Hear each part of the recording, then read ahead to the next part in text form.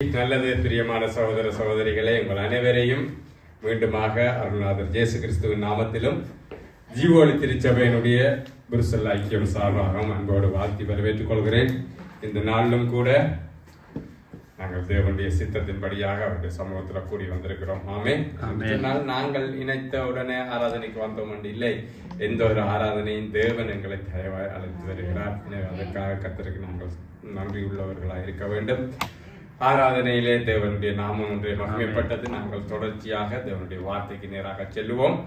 தேவ வார்த்தைக்கு ஆதாரமாய் நாங்கள் எடுத்துக்கொள்வோம். 1 யோவான் புஸ்தகம், யோவான் சுவிசேஷம் அல்ல, யோவான் 1 யோவான் புஸ்தகம், புதிய ஏற்பாட்டுடைய 326வது பக்கம், அதனுடைய 2வது அதிகாரம் 2வது வசனத்தை வாசிப்போம்.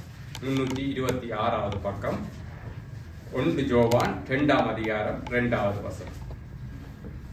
நம்முடைய பாவங்களை நிவர்த்தி செய்கிற கிருபாதாரபடி அவரே நம்முடைய பாவங்களை மாத்திரமல்ல சர்வலோகத்தின் பாவங்களையும் நிவர்த்தி செய்கிற பலியாய் இருக்கிறார். ஆமென். அன்பான தகப்பனே, அப்பா, இதோ இந்த வார்த்தைக்கு நேராய் எங்களை நடத்துகிறோம் சுவாமி. ஆண்டவரே அப்பா, நாங்கள் ஞானத்தில் குறைவுள்ள மனுஷர்கள், ஆனாலும் கர்த்தாவே உம்முடைய ஆவியானவர் கேட்கிற யாவருக்கும் நீர் சம்பூர்ணமாய் கொடுக்கிற தேவனாயிருக்கிறார் இருக்கிறீர். உம்முடைய ஆவியானவர் தாமே எங்களை உம்முடைய வார்த்தையின் அகலங்களை உணரும்படியாய் வழிநடத்தி செல்வாராக. ஆண்டவரே, உம்முடைய கிருபை எங்களுடைய இந்த பகுதியில வார்த்தை பகுதியை சூழ்ந்து கொள்வதாக. உம்முடைய அளந்த ஞானத்தினாலும் கிருபையினாலும் பலத்தினாலும் எங்களை நிறைத்து இந்த வார்த்தையை ஆண்டவரை நாங்கள் கற்றறிந்து கொள்ள எங்களுக்கு உதவி செய்யும். எங்களை முழுவதுமாய் தாழ்த்துகிறோம். பரிசுத்த ஆவியானவர் தாமே இந்த வேலையை பொறுப்படுத்தி வழிநடத்தி தாரும். இயேசுவின் நாமத்தினால் நல்ல பிதாவே, ஆமென். சரி, ஓகே. நாங்கள் 1 யோவான் 2:2 வாசித்திருந்தோம். என்னவாம்? நம்முடைய பாவங்களை நிவர்த்தி செய்கிற கிருபாதார பலி அவரே நம்முடைய பாவங்களை மாத்திரமல்ல சர்வலோகத்தின் பாவங்களையும் நிவர்த்தி செய்கிற பலியா இருக்கிறார் என்று சொல்லி நாங்கள் பார்க்கிறோம். இதிலே கிருபாதார பலி என்கின்ற ஒரு வார்த்தை, அதுதான் ஹைலைட் ஆன வார்த்தை. அதற்கு போவதற்கு முன்பதாக நாங்கள் கொஞ்சம் ரிவைண்ட் பண்ணுவோம். அப்ப கடந்த முறை நான் உங்களிடத்துல பேசின போது ஒரு தலைப்பிலே நாங்கள் தொடர்ந்து தியானிப்போம் என்று சொல்லியிருந்தேன். 2 மாசமா ஆச்சுதான், எல்லாரும் மறந்திருப்பீங்களா? அப்படியும் ஞாபகம் இருக்கா யாருக்காவது எதை குறித்து நாங்கள் தியானிச்சோம் என்று சொல்லி? ஓகே, கொஞ்சம் ஞாபகம் எல்லாருக்கும் மாக்கா. அதுக்கு முதல் கிழமை வந்தபடியா நீங்க பழசுல அடிக்கிறீங்க. அதுக்கு நாங்க இப்ப அடுத்த டாபிக்கு போயிட்டோம். ஓகே, என்னது? பழைய ஏற்பாட்டை இயேசு கிறிஸ்து நிறைவேற்ற வந்தார் என்று சொல்லி நாங்கள் தியானித்திருந்தோம். அதாவது நியாய பிரமாணங்களை இயேசு நிறைவேற்ற வந்தார் என்று சொல்லி, அதுதான் அவர் மலை பிரசங்கத்தில் என்ன சொன்னார் என்று சொன்னால், நான் நியாய பிரமாணங்களை ஆனாலும் தீர்க்க தரிசனங்கள் ஆனாலும் அழிக்கிறதுக்கு வந்தேன் என்று நினைக்காதிருங்கள், நான் அழிக்கிறதுக்கு அல்ல நிறைவேற்றுகிறதுக்கே வந்தேன். அப்ப அது என்ன நியாய பிரமாணமும் தீர்க்க தரிசனமும் என்று சொன்னால் நான் உங்களுக்கு சொல்லி தந்திருந்தேன். அது பழைய ஏற்பாடு. நியாய பிரமாணம்ங்கிறது முதல் 5 புத்தகங்கள், ஆதியாகமம் முதல் உபாகமம் வரைக்கும் நியாய பிரமாணம், லோஸ், அதான் மோசே கொடுத்த நியாய பிரமாண சட்டங்கள். அதற்கு பிறகு வருகிற யோசுவா முதல் மல்கியா வரையுமான புத்தகங்களை வேதம் தீர்க்க தரிசனங்கள் என்று சொல்லுகிறது. அப்ப நியாய பிரமாணங்களும் தீர்க்க தரிசனங்களும் என்று நீங்கள் புதிய ஏற்பாட்டில் எங்கேயாவது வாசிப்பீர்களா இருந்தால் அதனுடைய அர்த்தம் அது பழைய ஏற்பாட்டு புஸ்தகத்தை சொல்லுகிறது என்று. அப்ப இயேசு என்ன சொன்னார் என்று சொன்னால், நான் பழைய ஏற்பாட்டை அழிக்கிறதற்கு வரவில்லை, அதை நிறைவேற்றுகிறதற்காக வந்தேன். அதாவது பழைய ஏற்பாட்டை இயேசு இல்லாமல் செய்யவில்லை, பழைய ஏற்பாட்டை இயேசு முழுமைப்படுத்தினார். அவர் வந்த போது பழைய ஏற்பாடு முழுமையானது என்று சொல்லி பார்த்தோம். அப்ப நாங்க மலை பிரசங்கத்திலிருந்து சில காரியங்களை பார்த்தோம். பார்த்த போது நாங்கள் என்ன, மலை பிரசங்கத்தை கேட்டால் கடினமான உபதேசமாயிருக்கும். என்ன, இப்ப ஆண்டவர் சொன்னார், நீ உன்னுடைய சகோதரனை பார்த்து மூடன் என்று சொன்னால் என்ன பாவத்துக்கு உட்பட்டிருப்போமா? சகோதரனை மூடன் என்கிறவன் என்ன பாவத்துக்கு உட்பட்டிருப்பான் என்று சொல்லி ஆண்டவர் சொன்னார், கொலை பாதகனாய் இருக்கிறான் என்று சொல்லி சொன்னார். அப்ப சகோதரனை மூடன் என்கிறவன் கொலை பாதகன். அப்ப இது கேட்க எப்படி இருக்கும்? நாங்க சாதாரணமா சொல்லி போடுவோம், ஒரு விசரன், பைத்தியக்காரன். ஆனா ஆண்டவர் சொன்னா, நீ அப்படி சொன்னா என்ன பாவத்துக்கு உட்பட்டு இருக்கிற? கொலை பாதத்துக்கு. ஆனா நாங்க கொலை செய்யறது இல்ல. நீங்க கொலையாளிகளான்னு கேட்டா நாங்க சொல்லுவோம், இல்ல இல்ல நாங்க ஒருத்தரையும் கொல்லது இல்லைன்னு. ஆனா சகோதரனை மூடன் என்று சொல்லுகிறவன் கொலை பாதகத்துக்கு உட்பட்டிருப்பான். அது மட்டுமல்ல, ஆண்டவர் சொன்னார், ஒரு ஸ்திரியை இருதயத்திலே இச்சிக்கிறவனே அவளோட விபச்சாரம் செய்தாயிட்டுன்னு சொல்லி. ஆனா நாங்கள் விபச்சாரம் செய்ததில்லை, ஆனால் இச்சை எங்களிடத்துல இருக்கு எல்லா காரியத்திலும். இது தனிய விபச்சாரத்துல மட்டுமல்ல, சில உலக பிரகாரமான காரியங்களை நாங்கள் செய்யாட்டிக்கு கூட நாங்க கிறிஸ்டியன் இல்ல அவங்க பாத்துருவாங்க இவங்க பாத்துருவாங்க செய்ய மாட்டோம். ஆனா உள்ளத்துல விருப்பம் இருக்கும். ஆண்டவர் சொல்றாங்க அந்த இச்சித்தாலே அந்த பாவத்தை நீங்கள் செய்தாயிற்று என்று சொல்லி சொல்றாங்க. கடினமான உபதேசம். அது மட்டும் இல்ல அவர் சொல்ற இந்த பல்லுக்கு பல் கண்ணுக்கு கண்ணென்ற அந்த அதெல்லாம் வேண்டாம். ஒருவன் உங்களை வலது கண்ணத்தில் அறைந்தால் இடது கண்ணத்தை காட்டுங்கிறது முடியுமா? என்ன முடியாத காரியம். இப்ப கடினமான அந்த உபதேசத்தை இயேசு ஏன் சொன்னார் என்று சொன்னால் இன்றைக்கு மற்றவர்கள் எங்களை குற்றப்படுத்துவார்கள். நீங்கள் மலை பிரசங்கத்தின்படி வாழுகிறது இல்லை. இயேசு ஒரு கண்ணத்தில் அறைந்தால் மறுகண்ணத்தை காட்ட சொன்னாரே. ஒரு மைல் தூரம் நடக்க பலவந்தம் பண்ணினால் 2 மைல் தூரம் நடக்க சொன்னார். உன்னுடைய உடைய எடுக்க வஸ்திரத்தை எடுத்துக்கொள்ள விரும்புகிறவனுக்கு உன்னுடைய உடைய எடுக்க விரும்புகிறவனுக்கு உன்னுடைய வஸ்திரத்தையும் கொடுத்து விடு. இப்படி எல்லாம் ஆண்டவர் சொல்லி இருக்க நீங்கள் அதன்படி செய்கிறீர்கள் இல்லையே என்று சொல்லி கிறிஸ்தவர்களை குற்றம் சாட்டுவார்கள். அப்ப நான் உங்களுக்கு அதனுடைய உண்மையான அர்த்தத்தை காண்பித்தேன். மலை பிரசங்கத்தை இயேசு இந்த காரியங்களை ஏன் சொன்னார் என்று சொன்னால், இதன்படியாக நீங்கள் நீதிமான்களாக முடியாது. ஒரு நாளுமே நியாயப்பிரமாணம் எங்களை நீதிமான்களாக மாற்றாது. ஏனென்று சொன்னால் நியாயப்பிரமாணம் எங்களை குற்றவாளிகளாத்தான் ஆக்கும். அப்ப இயேசு கிறிஸ்து எதற்காக அதை சொன்னார்? அது ஏன் அது நியாயப்பிரமாணமே கடினமானது. இயேசு இன்னும் கடினமாக்கினார். கொலை பாதகன் இல்லையென்று நீங்க நினைப்பீங்க, ஆனா நீங்க சகோதரனை பகைக்கிறவனே கொலையாளி என்று. அப்ப ஏன் கடினமாக்கினார் என்று சொன்னால், அவர் இயேசுவை நோக்கி எல்லாரையும் இழுக்க விரும்பினார். அதாவது கிறிஸ்து இல்லாமல் எங்களுக்கு ஒன்றும் இல்லை என்பதை காண்பிக்க விரும்பினார். மலை பிரசங்கத்தினுடைய நோக்கம் அது எங்களை கிறிஸ்துவை நோக்கி தள்ளுகிறதா இருக்கிறது. நாங்கள் எங்களுடைய சுயநீதினாலே எந்த விதத்திலும் நாங்கள் நீதிமான்களாக முடியாது. கிறிஸ்துவை பற்றுகிற விசுவாசத்தினாலே மட்டும்தான் நாங்கள் நீதிமான்களாக முடியும். ஏனென்று சொன்னால் இயேசு இதையெல்லாம் செய்தார். இயேசு சகோதரர்களை சிநேகித்தார். யாரையாவது காரணம் இல்லாமல் பகைத்தாரா? இயேசு இல்லை. அவரிடத்தில் எந்த பாவமும் இருக்கவில்லை. இயேசுவை ஒரு கண்ணத்தில் அறைந்தவர்களுக்கு மறுகண்ணத்தை காட்டினாரா? காண்பித்தார். அவரை பலவந்தம் பண்ணினவர்களோடு நடந்தாரா? அந்த பாரமான சிலுவையை தூக்கி கொண்டு கல்வாரி மேடு வரைக்கும் நடந்தார். அது மட்டுமல்ல, அவருடைய உடைகளை தங்களுக்குள்ளே பங்கிட்டு கொண்டு வஸ்திரத்தின் பேரில் சீட்டு போட்டார்கள் என்று சொல்லி பார்க்கிறோம். அப்ப இந்த மலை பிரசங்கத்தை நிறைவேற்றி தீர்த்தவர் யார்? இயேசு கிறிஸ்து. அப்ப நாங்கள் அந்த இயேசு கிறிஸ்துவை சாடுகிற போது அதை நாங்கள் சுதந்திரித்துக் கொள்கிறோம். அதனாலதான் நாங்கள் கொலைசேரில பாசிட்ட படிப்பிச்சார், கிறிஸ்துவுக்குள்ள ஒருத்தன் இருந்தா அவன் பர்ஃபெக்ட். அவன்ல ஒருத்தரும் குற்றம் சாட்டே இல்லாது. நீ மேல சில பிரசங்கத்தின் பாடி வாழையில அந்த பிரசங்கத்தின் ஏன் அவன் கிறிஸ்துவுக்குள்ள இருக்கிறான். நீங்க கிறிஸ்துவுக்குள்ள இருக்க விரும்பாமல் இருந்தால் நீங்க மேல பிரசங்கத்தை கட்டாயம் கடைபிடிக்கத்தான் வேணும். ஏனென்று சொன்னால் நீங்கள் உங்களுடைய சுயநீதியினால நீதிமானாக விரும்புகிறீர்களா இருந்தால் நீங்க செய்யுங்க. ஆனால் கிறிஸ்துவுக்குள்ள இருக்கிறவன் கிறிஸ்துவை பற்றின நீதியினாலே அவன் ரட்சிக்கப்பட்டிருக்கிறான். அவன் பரிபூர்ணமாயிருக்கிறான். பிதாவாகிய தேவன் கிறிஸ்துவுக்குள்ள இருக்கிற ஒருவனை பார்க்கிற போது பாஸ்டர் திருப்பி கொலைசேரில படிப்பிச்ச அவரை பரிபூர்ணம் உள்ளவனாகத்தான் அவர் காணுவார் என்று சொல்லி. அப்ப நாங்க ஒண்ணும் செய்ய தேவையில்லையா? இப்ப ஒரு கேள்வி வரும். அப்ப இயேசு செய்து முடிச்சுட்டா நாங்க இயேசுவை விசுவாசிக்கிறோம்னுட்டு நாங்கள் எங்களுடைய மனம் போனபடி வாழலாமா? இன்றைக்கு அப்படித்தானே போதிக்கிறார்கள் கிருபையின் உபதேசம் என்று சொல்லி. கிருபை எங்களை எல்லாத்தையும் செய்ய வைக்குது, நீங்க விரும்பினபடி செய்யலாம், எல்லாம் ஏற்கனவே நாங்க செய்ய போற பாவங்களுக்கு எல்லாம் ஏற்கனவே பே பண்ணியாச்சு, அதனால நாங்க மனம் போனபடி வாழலாம் என்கின்ற பொய்யான உபதேசம் இதன் அடிப்படையில வருகிறது. அதுவும் இல்லை பிரியமானவர்களே. இயேசு சொல்லிவிட்டு எங்களுக்கு என்ன கட்டளையை கொடுத்தார்? நியாயப்பிரமாணத்தின் கூறுகளை எல்லாம் இயேசு நிறைவேற்றி தீர்த்தார். கடினமான காரியங்களை எல்லாம் செய்து போட்டு எங்களை என்ன செய்ய சொன்னார்? நான் உங்களுக்கு எல்லாருக்குமே தனிப்பட்ட ரீதியில சொல்லி ஒவ்வொருத்தருக்கும் சொல்லி கேட்டிருந்தேன். என்னது எங்களுக்கு என்ன பழைய ஏற்பாட்டின் எந்த காரியத்தை நாங்க கடைபிடிக்கணும்னு சொல்லி சொன்னார்? இதை மறந்து போவாதீங்க. இதெல்லாம் முக்கியமான காரியங்கள், எங்களுடைய வாழ்க்கையில அபியாசப்படுத்த வேண்டிய காரியங்கள். இயேசு சொன்னார் மலை பிரசங்கத்தை முடிக்கிற போது, மனுஷர் உங்களுக்கு என்ன செய்ய வேண்டும் என்று விரும்புகிறீர்களோ அதை நீங்கள் அவர்களுக்கு செய்யுங்கள். எனக்கே செய்யறீங்களா? இயேசுக்கு செய்யல. நீங்க மனுஷர் உங்களுக்கு என்ன செய்யணும் என்று விரும்புறீங்களோ அதை அவங்களுக்கு செய்யுங்க.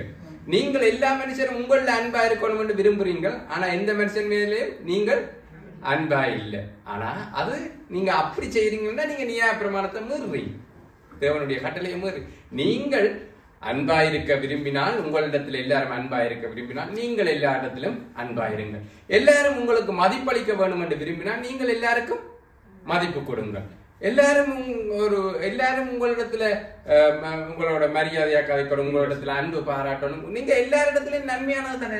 அவன் என்ன பார்த்து என்ன சொல்லி போட்டான், அவன் என்ன மரியாதை இல்ல, அப்பா அம்மா என்ன பாசம் இல்ல, இன்றைக்கு எத்தனையோ காரியம் எல்லாம் சொல்லுவார், பிள்ளைகள் சொல்லுவார். அப்ப இயேசு சொல்லுகிறார், நீங்க இதை மற்றவங்களுக்கு செய்தா அவங்களும் உங்களுக்கு செய்ய போறாங்க.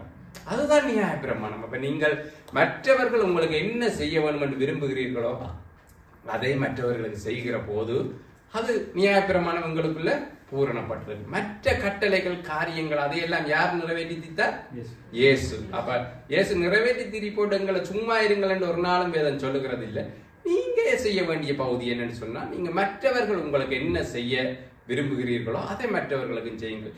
அன்பா நீங்கள் மற்றவர்கள் அன்பு கூற விரும்புகிறீர்களா, நீங்களும் எல்லாரிலையும் அன்பு கூறுங்கள். எல்லாரும் உங்களை மரியாதை செய்ய விரும்புகிறீங்களா, எல்லாரிலையும் மரியாதையா நடந்து கொள்ளுங்கள். எல்லாரும் உங்களை உங்களை யாராவது வந்து உங்களை கேவலமா நினைக்கணும் அதை நினைப்பீங்களா? எல்லாரும் என்ன பற்றி கேவலமா நினைக்கணும், சபையில இருக்கிற எல்லாரும் கேவலமா நினைக்கணும் அதை நினைச்சிருக்கிறீங்களா? ஆனா நாங்க மற்றவங்களை நினைப்போம், இவனை பற்றி தெரியுமா, அவனை பற்றி தெரியுமா, அப்படி நாங்க நினைக்கிற போது அப்படியே இந்த சொல்லுவாங்க, இப்படி விரல் நீட்டினா 3 விரல் எங்களை நோக்கி நீட்டுமா, 1 விரல் தேவனை நோக்கி நீட்டு. அது பாரதூரமான காரியம். கர்த்தருடைய சபையில இருக்கிற கர்த்தருடைய பிள்ளைகளை நோக்கி நாங்கள் விரல் நீட்டுகிற போது 1 விரல் தான் அங்க நிற்கும், 1 விரல் மேல நிற்கும். தேவனை நோக்கி குற்றம் சாட்டுகிறவர்களா இருக்க வேண்டி வந்துடும். கவனமா இருக்கணும்.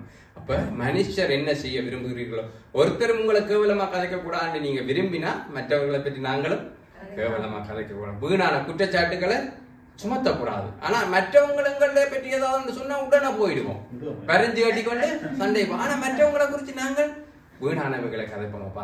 ஆண்டவர் சொன்ன அந்த நடைமுறை வாழ்க்கையில நாங்கள் நடைமுறை வாழ்க்கையில எப்பயுமே அதை வேதத்தினுடைய அழகு. பவுல் எல்லாம் ஆழமான சத்தியங்களை சொல்லி போட்டு அதை நடைமுறை வாழ்க்கையில கொண்டு வருகிற போது இலகுவா தான் சொல்லுவேன். நடைமுறை வாழ்க்கையில இதை நீங்கள் இதை செய்தா அந்த சத்தியம் ஆட்டோமேட்டிக்கா வந்துருமென்னு சொல்ல. மனப்பிரசங்கத்தின் இவ்வளவு கடினமான உபதேசங்களும் இந்த சாதாரணமான காரியத்தை நாங்க செய்கிற போது எங்களுக்குள்ள வந்துடும். நீங்க மனுஷர் உங்களுக்கு என்ன செய்ய விரும்புறீங்களோ அதை நீங்கள் மனுஷர்களுக்கு செய்தால் அந்த நியாயப்பிரமாணத்தினுடைய எல்லா கூறுகளும் உங்களுக்குள்ள இயல்பாகவே வந்துவிடும். அப்ப நாங்கள் அந்த காரியத்தை தான் போன முறை தியானிச்சிருந்தோம். 2 மாசம் ஆனபடினால நான் உங்கள்கிட்ட ஒன்றும் கேட்கல, நானாவே எல்லாத்தையும் சொல்லிட்டேன். ஓகே, பரவாயில்ல. ஆனா இப்ப எல்லாம் யூடியூப்ல அந்த வீடியோக்கள் போடுகிறார்கள். நீங்கள் முடியுமான பார்க்காதவர்கள் வர முடியாதவர்கள் பார்த்துக் கொள்ளுங்கள். அது மட்டுமல்ல, நான் உங்களிடத்துல ஒரு கோம்பர்க்கும் கொடுத்திருந்தேன். இன்னொரு காரியத்தையும் இயேசு கிறிஸ்துவை குறித்து சொல்லி, பழைய ஏற்பாட்டுல இயேசு கிறிஸ்துவை குறித்து அநேக தீர்க்க தரிசனங்கள் கூறப்பட்டுச்சு. அதாவது நாங்க பார்த்தோம்னு சொன்னால் ஆதியாகமம் 3ஆம் அதிகாரத்திலேயே அவரை குறித்த ஒரு தீர்க்க தரிசனம் வந்து விட்டது. என்ன தீர்க்க தரிசனம் அது? ஆதியாகமத்தில் இயேசுவை குறித்து எப்படி வருகிறது? ஸ்திரீனுடைய வித்து. ஆதியாகமத்துல முதல் கொடுக்கப்பட்ட தீர்க்க தரிசனமே இயேசுவை பற்றின தீர்க்க தரிசனம் தான், ஸ்திரீனுடைய வித்து. அப்ப அப்படி அன்னைக்கு இயேசுவை குறித்து அநேக கன்னி கற்பவதியாய் குமாரன் பெறுவான், பெத்தலகேவில் அவர் பிறப்பார், அவர் இப்படியாக வாழுவார், இப்படியாக மரிப்பார், இவ்வளவு உபத்திரவங்களை படுவார் என்று சொல்லி இயேசுவை குறித்து அநேக தீர்க்க தரிசனங்கள் வேத ஆராய்ச்சியாளர்கள் சொல்கிறார்கள். 351 தீர்க்க தரிசனங்கள் இயேசுவை குறித்து சொல்லப்பட்டது அவர் தன்னுடைய வாழ்க்கையில நிறைவேற்றினார். ஒன்று சரி 300 செய்துட்டு இருந்தான 51 செய்யாம விடுவோம் என்று அவர் நினைக்கல, எல்லாவற்றையும் செய்து கொடுத்தார். அதனாலதான் அவர் நியாயப்பிரமாணங்களையும் தீர்க்க தரிசனங்களையும் நிறைவேற்றினார் என்று சொல்லி பார்த்தோம். அது ஒன்று மட்டும் இல்லை, நியாயப்பிரமாணத்துல அநேக காரியங்கள் உண்டு, பழைய ஏற்பாடுல அநேக காரியங்கள் உண்டு. அதனுடைய எல்லா காரியங்களையும் இயேசு கிறிஸ்து நிறைவேற்றினார், சொன்னபடி செய்தார். அதான் அவருடைய முக்கியமான காரியம். அப்ப இன்றைக்கு நாங்கள் ஒரு முக்கியமான காரியத்தை தான் பார்க்க போறோம். அது என்னன்னு சொன்னால், நாங்க வாசிச்ச வசனம் என்ன? கிருபாதார பலி. அப்ப அது என்ன கிருபாதார பலி? பழைய ஏற்பாடுல பலிகள் உண்டு. என்ன? சாக்ரிஃபைஸ்ட். பழைய ஏற்பாடுல கணக்க பலிகள் இருக்கு. அதுல எங்கேயாவது நீங்க கிருபாதார பலிகள் என்று கேள்விப்பட்டீங்களா? கிருபாதார பலி செலுத்தணும் என்று சொல்லி கிருபாதார பலி என்கிற வசனம் 3 இடத்துல வேதத்துல வருது. 3மே புதிய ஏற்பாட்டுல தான் வருது. ஒரு முறை ரோமர்களுக்கு பவுல் எழுதுகிறார், ஜோவான் 2 முறை எழுதுகிறார். தன்னுடைய இந்த நிருபத்திலேயே 2 முறை கிருபாதார பலியை குறித்து எழுதுகிறார். அது என்ன கிருபாதார பலி? சரி, பழைய ஏற்பாட்டுல 5 விதமான பலிகள் இருந்துச்சு. யாருக்காவது அதுல கொஞ்சம் பலிகள் தெரியுமா? ஏதாவது 1 2 பழைய ஏற்பாட்டுல இருந்த 5 பலிகள்ல 1 2 குருவிய வெட்டணும், ஆட்டை வெட்டணும். பலி என்றாலே ஏதாவது ஒன்றை பிடிச்சி வெட்டத்தான் வேணும். ஆனா என்ன பலிகளுக்கு பேர் இருந்துச்சு, ஒரு பலிகளுக்கும் வருது இல்லையே, ஸ்டக் சர்வாங்க தகன பலி. Okay okay. பழைய ஏற்பாடுல 5 விதமான பலிகள் கூறப்பட்டிருக்கிறது. சர்வாங்க தகன பலி, போஜன பலி, பாவ நிவாரண பலி, குற்ற நிவாரண பலி, மற்றது என்னது சமாதான பலி. 5 விதமான பலிகள் கூறப்பட்டிருக்கிறது. இதுல கிருபாதார பலி என்ற சொல் பழைய ஏற்பாடுல எங்கேயுமே இல்லை. ஆனால் புதிய ஏற்பாடுல ஒரு தடவை பவுல் பாவிக்கிறார், ரோமர்களுக்கு எழுதுகிற போது அவர் கிருபாதார பலி என்று சொல்லி. அது மட்டுமல்ல, யோவான் இந்த நிருபத்தை எழுதுகிற போது 2 தடவை இயேசுவை கிருபாதார பலி என்று சொல்லி கூறுகிறார். அப்ப அந்த கிருபாதார பலி என்கிறதனுடைய அர்த்தம் என்ன என்று சொன்னால், பழைய ஏற்பாட்டில் இருந்த அத்தனை 5 பலிகள் இருக்குது இல்லையா, அது எல்லாத்தையும் இயேசு ஒருவராகவே செலுத்தினார். அந்த 5 எல்லா பலி, எல்லா பழைய ஏற்பாடுல என்ன பலி எல்லாம் இருக்கோ அது எல்லாத்தையும் சேர்த்து செலுத்தினார். 1 man army என்றுவார்களே இயேசு. இந்த 1 man army யாருக்கு பொருந்ததோ இல்லையோ இயேசுவுக்கு நிச்சயமாய் பொருந்தும். ஒரே ஒருவராக அவர் சகலத்தையும் செய்து முடித்தார். பழைய ஏற்பாட்டின் 5 பலிகளையும் அவர் நிறைவேற்றி தீர்த்தார். அதைத்தான் நாங்கள் ஒவ்வொன்றா இன்றைக்கு பார்க்க போகிறோம். அதனுடைய காரியங்களை நாங்கள் பார்த்தோம் என்று சொன்னால், லேவியராகம புஸ்தகம் தொடங்குகிற போதே அது பலிகளை குறித்து தான் தொடங்குகிறது. லேவியராகத்தினுடைய ஆரம்பமே பலிகளோடு தான் ஆரம்பிக்கிறது. 5 பலிகளும் லேவியராகத்தினுடைய தொடக்கத்திலேயே ஆரம்பிக்கிறது. முதலாவது சர்வாங்க தகன பலியை குறித்து சொல்லுகிறார். சர்வாங்க தகன பலி என்பதும் முழுவதுமே அது எரித்து போடப்படும். முழுவதும் அந்த எந்த மிருகம் பலி செலுத்தப்படுகிறதோ அந்த மிருகம் முழுவதுமாக அது சங்கரிக்கப்படும். அப்ப இயேசு கிறிஸ்து எப்படியாக சங்கரிக்கப்பட்டார்? பகுதியாக சங்கரிக்கப்பட்டார்? இல்ல, முழுவதுமே. அவரை வேதம் எப்படி சொல்லுகிறது? அவர் மரிக்கிற போது அவருடைய உடம்புல ஒரு சொட்டு ரத்தம் கூட இல்லையா? அது சும்மா சொல்லப்படவில்லை. ஒரு சொட்டு ரத்தம் கூட இல்லை, உண்மையிலேயே இல்லை. ஏன்னு சொன்னால், அந்த போர்ச்சகவன் ஈட்டினால விழாவில் குத்துகிற போது அவருடைய உடம்புல ரத்தத்துக்கு அதுக்கு பிறகு என்ன வந்துச்சா? நீர். அந்த நீர் என்று சொன்னா உங்களுக்கு தெரியுமா? அந்த ரத்தம் மடிஞ்சு முடிஞ்ச பிறகு வர்ற ஊனம் நிணநீர் என்று சொல்லுவார்கள். அந்த ஊனமும் தண்ணீரை போல பெருக்கெடுத்து வருது. அதனுடைய அர்த்தம் என்று சொன்னால், இதுக்கு மேல அவருடைய சரீரத்துல ரத்தம் இல்லை. அவருடைய சரீரத்தில் அடிக்கப்படாத இடம் எங்கேயாவது இருந்துச்சா? கைகள், கால்கள், கண், முதுகு எல்லா இடத்திலும் அடிக்கப்பட்டார். இயேசு கிறிஸ்து சர்வாங்க தகன பலி முழுவதுமாக பலியான. சர்வாங்க தகன பலியை என்ன சொல்லுவார்கள் என்று சொன்னால், அதை பலி கொடுக்கறதுக்கு முன்னம் முதலாவது அதனுடைய தோலை உரித்து விட வேண்டும். இயேசு கிறிஸ்துவனுடைய அந்த தோல் முழுவதுமாக கிழிக்கப்படுது. அதுதான் நளினன் அடிக்கடி படிவார். அந்த சவுக்கினால் அடித்து இழுக்கிற போது அது முழுவதுமாக அந்த தோலை பித்து கொண்டு வரும். அப்படியாக இயேசு கிறிஸ்துவின் அந்த தோல் பிக்கப்பட்டதை மட்டுமல்ல, அந்த தோல் உரிக்கப்படுகிறதனுடைய காரியம் என்னன்னு சொன்னால், தோல் உரிக்கப்பட்ட பிறகு எங்களுக்கு தெரியுமா, அது வெள்ளை கலர் மாடா, சிவத்த கலர் மாடா, இல்லாடி கருத்த மாடா, இல்லாடி கருத்தாடா, வெள்ளாடா ஒன்றும் தெரியாது. அப்ப இயேசு கிறிஸ்துவும் தன்னுடைய எல்லா காரியங்களையும் சிலுவையில மரண பரியந்தம் அவர் தன்னை தாழ்த்தினார் என்று சொல்லி பார்க்கிறோம். அவர் எந்த தன்னுடைய மேன்மையையும் சிலுவையில காண்பிக்கவில்லை. அவருடைய தெய்வீக என்ன பிதாவை நோக்கி வேண்டுதல் செய்தால் எத்தனையோ தேவதூதர்களை அவருக்காக அனுப்ப அவர் சித்தமாயிருக்கிறார். ஆனாலும் அவர் தன்னை முழுவதும் வெளியரங்கமாக்கினார். தன்னை அப்படியே வெளியரங்கமாக்கினார். நிர்வாணமாக சிலுவையில தொங்கி. நாங்கள் சும்மா இந்த ரோமன் கத்தோலிக்க இதுகள்ல பாத்தீங்கன்னு சொன்னா சும்மா ஒரு துணியை போட்டிருக்கிறாங்களா? ஆனா உண்மையில நிர்வாணமாய் சிலுவையில தொங்கினார். எதுக்காக? எங்களுடைய அலங்கோலத்தை மூடுவதற்காக. நாங்கள் இயேசு கிறிஸ்து முழுவதுமாக சங்கார பலியா, சர்வாங்க தகன பலியா முழுவதும் தன்னை கம்ப்ளீட்டா கொடுத்துட்டார். எதையும் இதை மட்டும் தொடாது, அதை மட்டும் தொடாது என்று எதுவும் இல்லை. அவர் முழுவதுமாய் தன்னை பலியாக்கினார். இயேசு கிறிஸ்துவில சர்வாங்க தகன பலி முழுவதுமாய் நிறைவேற்றி தீர்ந்திட்டு, சர்வாங்க தகன பலிக்கு அடுத்ததாக போஜன பலியை குறித்து கர்த்தர் பேசுகிறார்.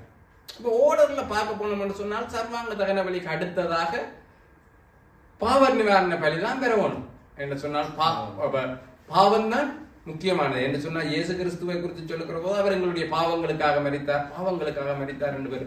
அப்ப சர்வாங்க தகன பலிக்கு அடுத்ததாக ஆண்டவர் ஆட்டோமேட்டிக்கா அதாவது பாவ நிவாரண பலியை குறித்து தான் பேசி இருக்க வேண்டும். ஆனால் என்ன ஆர்டர்ல பேசுகிறார் என்று சொன்னால், சர்வாங்க தகன பலிக்கு அடுத்ததாக போஜன பலியை குறித்து சொல்லுகிறார். ஏன் போஜன பலி முக்கியமானது? வார்த்தையை உட்கொள்ள வேண்டும். ஓகே கொஞ்சம் ஓகே. இயேசு கிறிஸ்து தன்னுடைய சரீரத்தை பிக்கப்படுகிற எதோட ஒப்பிட்டார்? அப்பத்தோட ஒப்பிட்டார். இப்ப விளங்குது அவங்களுக்கு இயேசு கிறிஸ்துவனுடைய சரீரம் என்னவாய் பிக்கப்பட்டுச்சு? அப்பம். அப்ப அப்பம் என்ன? ஒரு போஜனம். அது எதனால செய்ய? அந்த போஜன பலியில எல்லாத்திலையுமே மெல்லிய மாவை குறித்து சொல்லப்படுகிறது, எண்ணெயை குறித்து. அதாவது அப்பம் செய்கிறதுக்கு என்னெல்லாம் தேவையோ அதைத்தான் அந்த பலியில கொண்டு போய் சேர்ப்பார். அது வேற வேற காரியங்கள் ஆடையா செய்து அப்படி எப்படி என்று கணக்க சொல்லப்பட்டிருக்கிறது. 4 விதமாக போஜன பலி பழைய ஏற்பாடுல கொடுக்கப்பட்டுச்சு. ஆனால் அதனுடைய முக்கியமான காரியம் இயேசு கிறிஸ்து அந்த கோதுமை மணி. அதாவது இயேசு சொன்ன கோதுமை மணி நிலத்துல விழுந்ததானா நல்லது, ஏன் அது சாகும். அப்ப இயேசு கிறிஸ்து எங்களுக்காக ஒரு கோதுமை மணியாக விழுந்தார். அவர் செத்தபடினாலதான் அநேக பேரை அவர் நமக்கு பங்காய் கொண்டார். ஒரு நல்ல கோதுமை மணியாக இயேசு கிறிஸ்து விழுந்தார். நல்ல போஜன பலியாக அவர் பலியானார். அவருடைய சரீரம் ஒரு அப்பமாக பிக்கப்பட்டுச்சு. அதனாலதான் ஆண்டவர் சர்வாங்க தகன பலிக்கு அடுத்ததாக போஜன பலியை காண்பிக்கிறார். என்று சொன்னால் இயேசு கிறிஸ்து எங்களுக்காக பிக்கப்பட்ட அப்பம். அதை ஒருபோதும் நாங்கள் மறந்துவிடக் கூடாது. போஜன பலி இயேசு கிறிஸ்துவிலே பரிபூர்ணமாய் நிறைவேறிச்சு. அதனாலதான் அவர் சொன்னார், கோதுமை மணியானால் நிலத்துல ஆண்டவரே உமக்கு இப்படி நடக்க கூடாண்டாங்க சீசர்கள், நீங்க மறிக்க கூடாண்டாங்க. அப்ப இயேசு சொன்ன கோதுமை மணி நிலத்துல விழுந்து சாகணும், செத்தாத்தான் அது பலன் கொடுக்கும். அது அப்படியே இருந்தா ஒன்றும் செய்யலாது. வேணுமெண்டா சோறாக்கி திண்டா அவ்வளவுதான். ஆனால் அது கீழே விழுந்து செத்துச்சென்று சொன்னால் அது அநேக பலன்களை கொடுக்கும். அப்படித்தான் இயேசு அதிக பலனை கொடுத்தார். அதனாலதான் ஏசாயா சொல்கிறார், அவர் தம்முடைய ஆத்ம வருத்தத்தின் பலனை கண்டு திருப்தியா இருப்பேன் என்று சொன்ன அநேகரை அவருக்கு நான் பங்காக கொடுப்பேன் என்று சொல்லிப்பேன். நாங்கள் எல்லாம் ஆண்டவருடைய அந்த மரணத்தின் நிமித்தம் தான் அவருக்கு பங்காகப்பட்டிருக்கோம். அவர் போஜன பலி அவர்ல நிறைவேற்றி. போஜன பலிக்கு அடுத்ததாக அவர் சமாதான பலியை குறித்து சொல்லுகிறார். ஏன் சமாதான பலி என்று சொன்னார்? உங்களுக்கு தெரியும், இயேசு கிறிஸ்து சமாதான பலியானாரா? ஏசாயாவில் அடிக்கடி வாசிப்போம் இல்ல, சமாதான பிறகு என்ன நலன் அடிக்கடி வாசிப்பார். திருவிருந்துக்கு முன்னாக நமக்கு சமாதானத்தை உண்டு பண்ணும் ஆக்கினை அவர் மேல வந்துச்சு. நமக்கு சமாதானத்தை உண்டு பண்ணுறது தேவ சமாதானத்தை நமக்கு கொடுக்கிற ஆக்கினை யார் மேல வந்துச்சு? இயேசுக்கு மேலதான் வந்துச்சு. சமாதான பலி என்றது ஒன்றும் இல்லை. அது என்ன? ஒருத்தன் அது ஒரு காரணத்துக்காண்டியும் கொடுக்கறது இல்லை. பழைய ஏற்பாடு ஆண்டவர் சொன்னார், ஒருத்தன் வந்து தான் எல்லா கம்ப்ளீட்டா இருக்கிற போது, ஆண்டவரே உம்மோடு நான் நல்லா இருக்கிறேன், நீர் எனக்கு நன்மை செய்திருக்கிறேன், அதனால உமக்கும் எனக்கும் சமாதானம் உண்டபடினால நான் சமாதான பலியை செலுத்துகிறேன் என்று சொல்லி செலுத்துவார்கள்.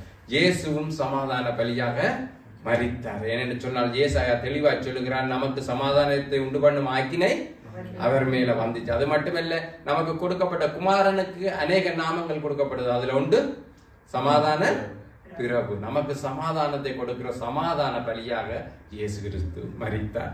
அது மட்டுமல்ல, பாவ நிவாரண பலி. அதுக்கு நான் உங்களுக்கு கணக்க விளங்கப்படுத்த தேவையில்லை. புதிய ஏற்பாட்டில் இயேசு எப்படி சொல்லப்படுகிறது? நம்முடைய பாவங்களுக்காக அடிக்கப்பட்ட ஆட்டுக்குட்டியானவர். அப்ப பாவ நிவாரண பலி இயேசுவிலே முழுவதும் நீங்கிச்சு. அதே இந்த பாவ நிவாரண பலிக்கு பிறகு குற்ற நிவாரண பலி என்று ஒன்று சொல்லப்படுகிறது. பாவம் என்றா என்ன, குற்றம் என்றா என்ன? எங்களை பொறுத்த வரைக்கும் எல்லாம் ஒரு காரியத்துக்குலாம் வைப்போம். என்ன ஓகே, தெரிஞ்சு செய்யறது, தெரியாம செய்கிறது.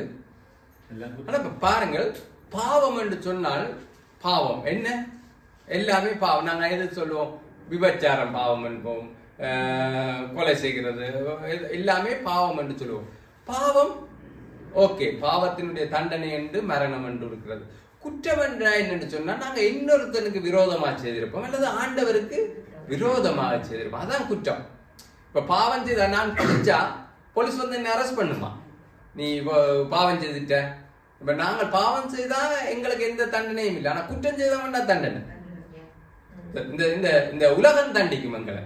ஆனா பாவத்துக்கு பரலோகத்துக்கு தண்டனை உண்டு, ஆனா குற்றத்துக்கு இந்த உலகமே தண்டிக்கும். இது குற்றம், இது நீ இதண்டிட்ட, நீ வாகனத்தை இதுல விட்டுட்ட, சிலதுக்கு ஃபைனை கட்டு, சிலதுக்கு நீ ஜெயிலுக்கு போகணும். இப்ப குற்றத்துக்கு என்ன உண்டு?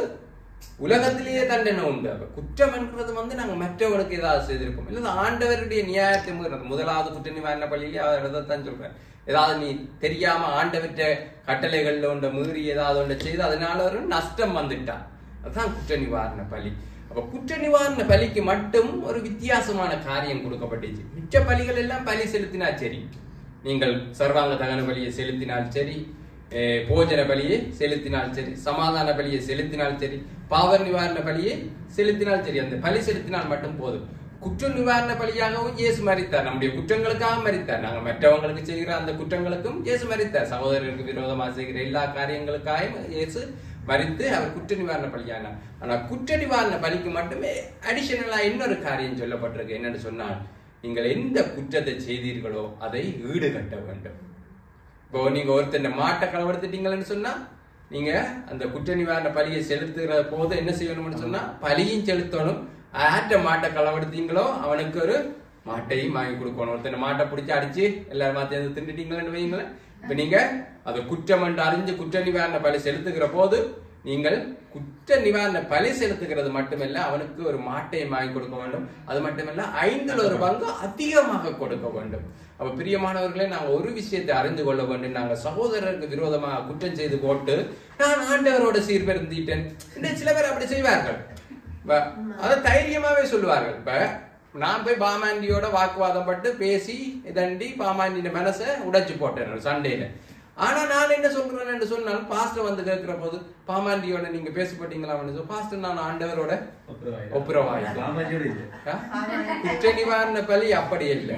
குற்ற நிவாரண பலி செலுத்தைக்கு முன்னா பாமாண்டியோட போய் பாமாண்டிட்ட மன்னிப்பு கேட்டு பாமாண்டிக்கு நீ செய்ய வேண்டியது செய்து பாமாண்டிக்கு அதிகமாக கொடு. அவன் நஷ்டத்திலும் அதிகமாக 1/5 அதிகமாக செலுத்த சொல்கிறார். அப்ப குற்ற நிவாரண பலி வெரி வெரி இம்பார்ட்டன்ட். நீங்க உங்களுடைய வாழ்க்கையில சகோதரர்களுக்கு விரோதமாக ஒரு குற்றத்தை செய்து போட்டு நான் கர்த்தரோட சீர்பொருந்திட்டேன், நான் கர்த்தரோட நல்லா ஆயிட்டேன், கர்த்தர் என்னுடைய பாவங்களை மன்னித்தார் என்று சொல்லி கொண்டிருந்தீங்களா, நீங்க சும்மா அப்படி உங்களுக்குள்ள நம்பிக்கொண்டு முதலாவது போய் சீர் பொருந்துங்க. அப்ப நீங்க சீர் பொருந்தாம நான் கர்த்தரோட சீர் பொருந்திட்டேன் என்று சொல்ல முடியுமா? இயேசு கிறிஸ்து பலியாயிட்டார். குற்ற நிவாரண பலியை இயேசு செலுத்திட்டார். ஆனா சீர்படுத்த வேண்டியது யாருடைய பொறுப்பு? எங்களுடைய பொறுப்பு. மறக்காம இருங்க. அப்ப இயேசு கிறிஸ்து எல்லாத்தையும் செய்துட்டாருன்னு போட்டு நாங்க இந்த குற்ற நிவாரண பலிக்கு மட்டும்தான் இந்த காரியம் சொல்லப்பட்டிருக்கிறது. நீ குற்றத்தை பலி இயேசு பலியாயிட்டார், அது பிரச்சனை. ஆனா சீர் பொருந்த வேண்டியது யார்ட்ட கையில இருக்கு?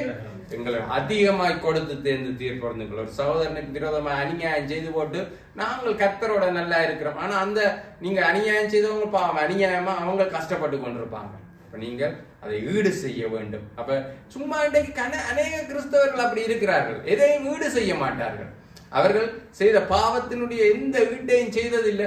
நாங்க கர்த்தருக்குள்ள எல்லாம் சீர் பொருந்திட்டோம், கர்த்தர் எல்லாத்தையும் எங்களுக்கு மன்னிச்சிட்டார். உண்மைதான், பலி செலுத்தி ஆயிட்டு, குற்ற நிவாரண பலி செலுத்தி ஆயிட்டுது. ஆனா நீங்க செய்ய வேண்டிய பங்கு செய்யல, நீங்க ஈடு செய்யல. ஈடு செய்ய வேண்டும், அதிகமாய் கொடுத்து ஈடு செய்ய முடியாது சொல்லுகிறார். கவனமா இருக்க வேண்டும், வேதத்தை அதனுடைய தன்மையில விளங்கி கொள்ள வேண்டும். சரி, இப்பதான் நான் முக்கியமான கட்டத்துக்கு வருகிறேன். இயேசு கிறிஸ்து இந்த கிருபாதார பலி ஆகிட்டார். அதனால நாங்கள் பலி செலுத்த தேவையில்லை. நாங்களே இயேசு கிறிஸ்து எங்களுக்கு பலியானபடினால நாங்கள் எந்த பலியும் செலுத்த தேவையில்லை. ஆனால் இந்த பலிகள் எந்த காலத்துக்குரியது? பழைய ஏற்பாட்டுக்குரியது. அப்ப பழைய ஏற்பாட்டு பரிசுத்தவான்கள் பலி செலுத்தின போது அது அவர்களுக்கு மன்னிக்கப்பட்டதா இல்ல மன்னிக்கப்பட இல்லையா? முழுமையாக இல்லை. சரி, ஓகே. அப்ப லேவியராகமம் 4ஆம் அதிகாரம் 20ஆம் வசனத்தை வாசிங்கன்னு. லேவியர் 4:20. பாவ நிவாரண பலியின் காளையை செய்த பிரகாரம் இந்த காளையையும் செய்து இவ்வண்ணமாய் ஆசாரியன் அவர்களுக்கு பாவ நிவர்த்தி செய்ய கடவன். அப்பொழுது அது அவர்களுக்கு மன்னிக்கப்படும். லேவியராகமம் 4:31 அதனுடைய கடைசியை மட்டும் வாசிங்க, எல்லாம் தேவையில்லை எங்களுக்கு.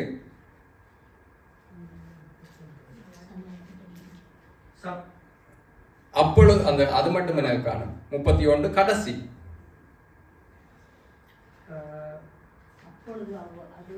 அப்பொழுது அது அவனுக்கு மன்னிக்கப்படும். ஓகே. லேவியராகமம் 6:7 அதனுடைய கடைசி தான் எனக்கு தேவை. சரி, ஓகே, அதை முழுவதுமாவே வாசிப்போம். லேவியராகமம் 6:7. கர்த்தருடைய சந்நிதியில் அவன் பாவத்தை ஆசாரியன் நிவர்த்தி செய்ய கடவன். அப்பொழுது அவன் குற்றவாளியாக செய்த அப்படிப்பட்ட எந்த காரியமும் அவனுக்கு மன்னிக்கப்படும் என்றார். ஓகே, இப்ப நாங்க வாசித்த வசனத்தின்படி என்ன அர்த்தம்? பழைய ஏற்பாட்டில் பலி செலுத்தப்படுகிற போது பாவங்கள் என்ன செய்யப்படும்? மன்னிக்கப்படும். குற்றங்கள் மன்னிக்கப்படும். அப்ப பழைய ஏற்பாட்டு பரிசுத்தவான்களுடைய பாவங்கள் அல்லது பழைய ஏற்பாட்டில் பலி செலுத்தினவர்களுடைய பாவங்கள் மன்னிக்கப்பட்டால் அவர்கள் எங்க போயிருக்க வேணும்? பரலோகம் போய் பரதீசுக்கு போயிருக்க வேண்டும். ஆனால் அவர்கள் எங்க போயிருந்தார்கள்? எடுத்து வாசிப்போம் நாங்கள். லூக்கா 16:23.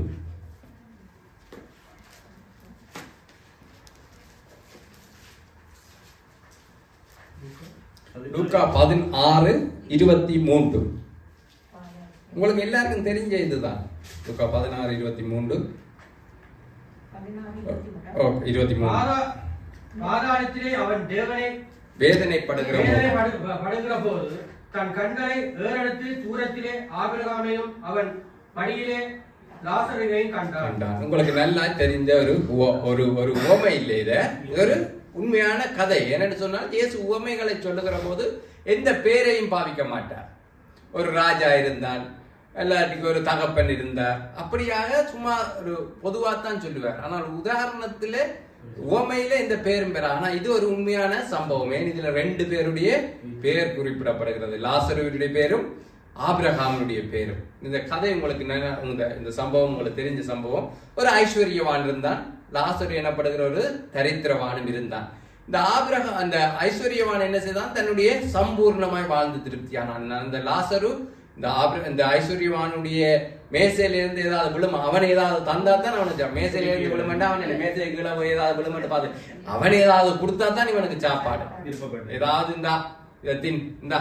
இந்த மிஞ்சி போச்சு, இந்த சோத்தப்புடி, இந்த மிஞ்சின இந்த இதை சாப்பிடு என்று சொல்லி கொடுத்தா தான் இந்த ஐஸ்வர்யவான் இந்த லாசருவுக்கு சாப்பாடு. மேசையின் துணிக்க விழுமன்னு சொன்னா அவன் மேசை கீழே சாப்பாடு மேசை கீழே பார்த்து கொண்டிருக்கிறது இல்லை.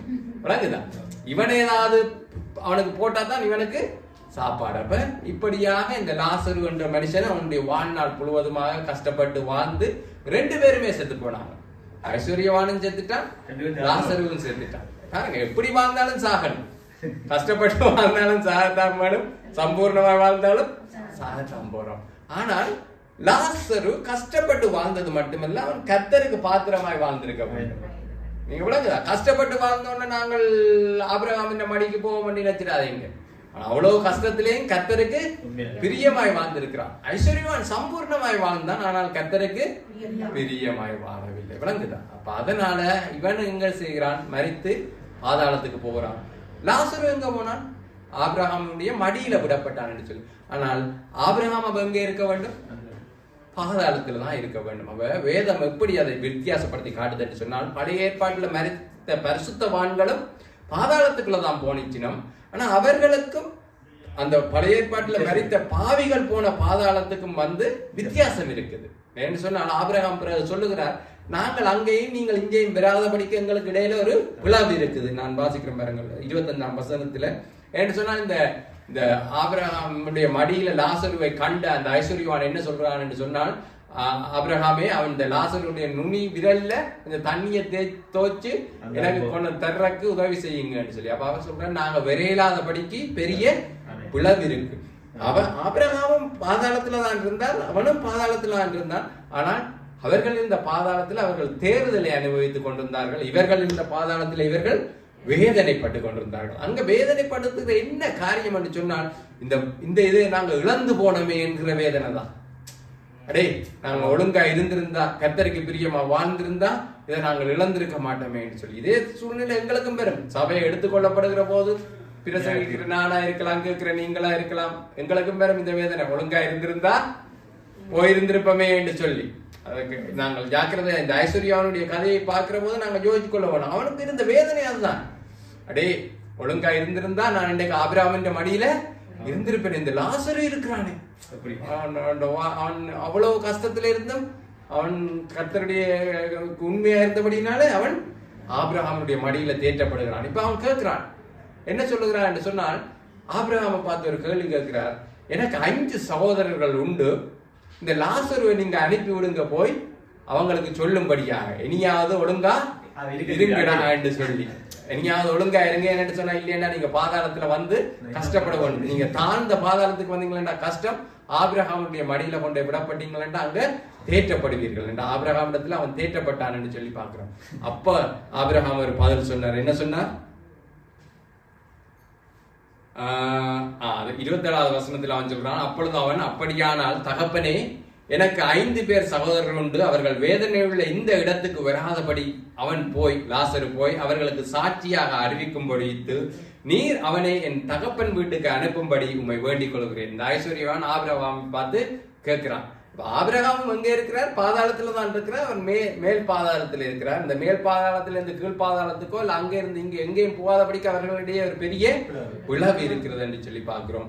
அப்ப அவன் சொல்லுகிறான், என்ன, இந்த லாசருவை அனுப்பி என்னுடைய சகோதரர்களுக்கு போய் சொல்லுங்க, இதை அறிவிக்க சொல்லுங்க போது அவருக்கு ஆபிரகாம் சொன்ன அந்த நல்ல பதிலே இருக்க வாசிங்க. 31வது வசனம் 16:31.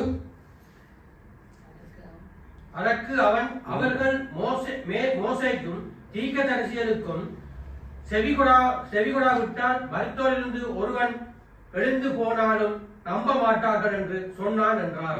ஓகே, இந்த 29வது வசனத்துல நாங்கள் வாசிச்சோம் என்று சொன்னால் அவன் கேட்கிற போது ஆபிரகாம் சொல்லுகிறார், அவர்களுக்கு மோசேயும் தீர்க்கதரிசிகளும் உண்டு, அவர்களுக்கு அவர்கள் செவி கொடுக்கட்டும். அவர்களுக்கு என்ன உண்டா? மோசையும் தீர்க்கதரிசியும். இந்த சம்பவம் நடக்க மோசே உயிரோடு இருந்தாரா? ஏண்டா அவர்களுக்கு மோசையும் தீர்க்கதரிசிகளும் உண்டு சொல்லி ஆபிரகாம் சொன்னாரு. அதுக்கு அர்த்தம் என்ன? அவர்கிட்ட என்ன இருக்கு? நான் சொல்லி தந்தான் பழைய ஏற்பாடு இருக்கு. மோசையும் தீர்க்கதரிசிகளும் என்று சொன்னா, மோசைன்றது நியாயப்பிரமாணத்தினுடைய ரெப்ரசன்டேட்டிவ். நியாயப்பிரமாணத்தின் 5 புத்தகங்களை மோசே தான் எழுதினார். அவர்களுக்கு மோசையும் தீர்க்கதரிசிகளும் உண்டு. அவர்களிடத்தில் நியாயப்பிரமாணமும் பழைய ஏற்பாடு பைபிள் இருக்கு. அவங்க யாருக்கு செவி கொடுக்கட்டுக்கும்? பைபிளுக்கு. அவங்களுக்கு அதுதான் அவர் சொல்றார். அவர்களுக்கு மோசையும் தீர்க்கதரிசிகளும் உண்டு, அவர்களுக்கு அவர்கள் செவி கொடுக்கட்டுக்கும். வேதத்துக்கு அவர்கள் செவி கொடுத்தால் அவர்கள் என்னத்துக்கு தப்பிக்கொள்வார்கள்? இந்த வேதனையான பாதாளத்துக்கு தப்பிக்கொள்வார்கள். அதுக்கு அவருக்கு சொல்றான், இல்ல என்ன இருந்தாலும் லாசரு போய் சொன்னா நல்லமே, அப்ப நம்புவாங்களே. இன்றைக்கு கணக்கு பேர் அப்படித்தான் இணைச்சு கொண்டிருக்கிறாங்க. இயேசுவே வந்து ஒரு அற்புதத்தை செய்தா எவ்வளவு நல்லா இருக்கும், சபையில ஒரு அற்புதம் அதிசயம் நடந்தா அநேகர் வருவார்கள் தானே, ஒரு மறைச்சவன் உயிரோட எழுந்துட்டா, இல்லாட்டி ஒரு கடும் வியாதியோட இருக்கிறவன் எழும்பிட்டா, அப்ப ஜனங்கள் கேட்டு விசுவாசித்து வருவாங்க. No no no no. அதுக்கு தான் ஆபிரகாம் சொல்லுகிறார், மோசேக்கும் தீர்க்கதரிசிகளுக்கும் செவி கொடுக்காதவன் மரித்தோரிடத்து ஒருவன் போய் சொன்னா கூட அவன் செவி கொடுக்க மாட்டான். வேதத்தின்படி ஆண்டவரை நேசிக்காத ஒருத்தன், வேத வார்த்தையை கேட்டு ரட்சிக்கப்படாத ஒருத்தன், அற்புதம் நடந்தா ரட்சிக்கப்படுவான், அதிசயம் நடந்தா ரட்சிக்கப்படுவான், பாட்டுக்காரனை கொண்டு வந்து நல்ல வர்ஷிப் நடத்தினா ரட்சிக்கப்படுவான் என்றெல்லாம் சும்மா சொல்லுகிறோம். ஆனால் ஆபிரகாம் தெளிவா சொல்லுகிறார், மோசேக்கும் தீர்க்கதரிசி அவன் வேதத்துக்கு செவி கொடுக்காதவன் யார் போய் சொன்னாலும் அவன் செவி கொடுக்க போறது இல்லை என்று சொல்லுகிறார். அப்ப நாங்க இதுல இருந்து முக்கியமா தெரிந்து கொள்ள வேண்டியது என்னன்னு சொன்னால், பழைய ஏற்பாட்டிலே பழி செலுத்தினால் மன்னிக்கப்படும் என்று சொல்லி வேதம் சொல்லுது. நாங்க வாசிச்சிருந்தானே, அதுல கணக்கு இடத்துல எல்லா பலிகளுக்கும் பின்னா நீங்க குற்ற நிவாரண பலிக்கும் பாவ நிவாரண பலிக்கும் பின்னாக பார்த்தீர்கள் என்று சொன்னா அது அவனுக்கு மன்னிக்கப்படும் என்று. மன்னிக்கப்பட்டிருந்தாலே அவர்கள் பாதாளம் போக வேண்டும். இப்படித்தான் கேள்வி. பரலோகம் போயிடலாது. ஏன் போயிடல? பரலோகம் திறக்கப்படாது. சரி, பரதீசுக்கு போயிருக்கலாம் தானே. என்ன சொன்னா, கர்த்தருக்குள்ள மரிக்கிற பரிசுத்தவான்கள் பரதீசுக்கு போகிறோம். நாங்கள் கர்த்தருக்குள்ள மரித்தால் பரதீசுக்கு போவோம். இயேசு போய் உருவாக்கவில்லை, பரதீசு இருந்துச்சு. அதான் ஏன் இயேசுக்கு பிறகுதான் ஏன் பரதீசு? பழைய ஏற்பாட்டு பரிசுத்தவான்கள் இயேசுவை ஏற்றுக்கொண்டா போனாங்க சபைக்காக. பழைய ஏற்பாட்டு பரிசுத்தவான்களும் இப்ப பரதீசுல தான் இருக்கிறீங்க. கர்த்தருக்குள்ள மரிக்கிற பரிசுத்தவான்களும் எங்க போவார்கள்? பரதீசுக்கு தான் போவார்கள். அப்ப ஏன் முதல் போகவில்லை இவர்கள் பரதீசுக்கு? அதுக்குதான் நாங்க இன்றைக்கு வாசிச்சோம். யோவான்ல என்ன சொல்லப்பட்டிருக்குது? யோவான் 2:2 என்ன வாசிச்சோம்? 1 யோவான் 2:2 கிருபாதாரம். இயேசு கிறிஸ்து தான் உண்மையான பலி. விளங்குதா உங்களுக்கு? பழைய ஏற்பாடுல அவர்கள் கொடுத்த பலி அடையாளமான பலி. அது அவர்களுக்கு மன்னிக்கப்பட்டது இல்லை. பாவ நிவாரண பலி செலுத்தினோடுனா ஒருத்தனுடைய பாவங்கள் மன்னிக்க படவில்லை, படும். எப்ப படும்? கர்த்தராகிய இயேசு கிறிஸ்து கல்வாரி சிலுவையில தன்னை ஜீவாதார பலியாக கிருபாதார பலியாக பலி செலுத்த போடும் போதுதான் மன்னிக்கப்படும். அதுவரைக்கும் மேல் பாதாளத்துல இருக்கத்தான் அவர்களுக்கு கட்டளை கொடுக்கப்பட்டிருக்கிறது. அப்ப விளங்குது அவங்களுக்கு பழைய ஏற்பாட்டு பரிசுத்தவான்களுக்காக யார் மரித்தார்? இயேசு கிறிஸ்து. அப்ப இன்னைக்கு சில பேர் அப்படி இணைத்து கொண்டிருக்காங்க, அவங்க நியாய பிரமாணத்தின்படி ரட்சிக்கப்பட்டார்கள் என்று சொல்லி, பழைய ஏற்பாட்டு பரிசுத்தவான்கள் நியாய பிரமாணத்தின்படி ரட்சிக்கப்பட்டார்கள் தானே என்று சொல்லி சில பேர் நம்பிக்கொண்டிருக்கிறார்கள். அது ஒரு முட்டாள்தனமான நம்பிக்கை. எதனால அவர்களுக்கு எப்ப அவர்களுடைய பலி எப்ப ஏற்றுக்கொள்ளப்பட்டுச்சு? இயேசு கிறிஸ்து எப்ப கிருபாதார பலியாக மரித்தாரோ அப்பொழுதுதான் அவர்களுடைய பாவம் மன்னிக்கப்பட்டது, மன்னிக்கப்படும். அந்த எதிர்காலம் உறந்த காலம் ஒரு காலத்திலையும் பாக்குறேன், கட கட கட கட கட கடோ மன்னிக்கப்படும். அப்படி என்று சொன்னால் எப்ப மன்னிக்கப்படும்? அவர்களும் காத்திருந்தார்கள், அவர்களுடைய நிறைவேறுதல் வரும்படிக்கும் காத்திருந்தார்கள். பிரியமானவர்களே, கர்த்தராகிய இயேசு கிறிஸ்து எப்ப கிருபாதார பலியாக மரித்தாரோ அப்பொழுதுதான் அவர்களுடைய பாவங்களும் மன்னிக்கப்பட்டது. அப்ப பழைய ஏற்பாட்டினுடைய அந்த 5 பலிகளும் இயேசு கிறிஸ்துவுக்கு அடையாளமாகத்தான் கொடுக்கப்பட்டுச்சு ஒழிய அவை உண்மையான மன்னிப்பை ஏற்படுத்துகிற பலிகள் அல்ல. அப்ப இயேசு கிறிஸ்து வேதத்திலே காணப்பட்ட பழைய ஏற்பாட்டில் காணப்பட்ட 5 பலிகளையும் நிறைவேற்றி தீர்த்தார். அவருக்குள்ளாக அவர் கிருபாதார பலியாக மரித்த பிறகுதான் உண்மையிலேயே அந்த பலியை செலுத்தினாங்களே. கர்த்தருக்கு பயந்து கர்த்தர் என்னை மன்னிக்கணும், கர்த்தரனுடைய சமாதானத்தை ஏற்றுக்கொள்ளணும், கர்த்தரனுடைய குற்றங்களை மன்னிக்கணும், நான் போஜன பலி செலுத்துகிறேன், சர்வாங்க தகன பலி செலுத்துகிறேன் என்று செலுத்தின அத்தனை பலிகளும் இப்பொழுது ஏற்றுக்கொள்ளப்பட்டுச்சு இயேசு கிறிஸ்து மரித்த பிறகு. அப்ப அதனாலதான் இயேசு கிறிஸ்துவை குறித்து சங்கீதம் 68:18 வாசிங்க. இயேசு கிறிஸ்து ஒரு காரியத்தை செய்தார் என்று சொல்லி எழுதப்பட்டிருக்கிறது. சங்கீதம் 68:18.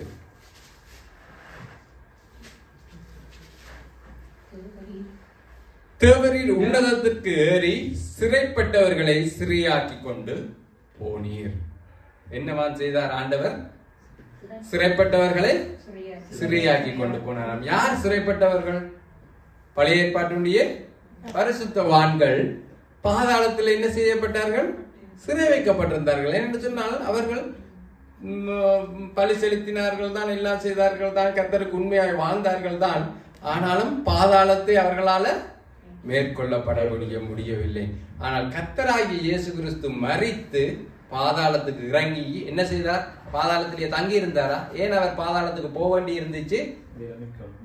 எஸ், பழைய ஏற்பாட்டு பரிசுத்தவான்களை மீட்டு கொண்டு அவர் சிறைப்பட்டவர்களை சிறையாக்கி கொண்டு உன்னதத்துக்கு ஏறி அவர்களை கொண்டே பரதீசிலே சேர்த்தார். ஜெபனி ஒரு கேள்வி கேட்டிருந்துச்சு.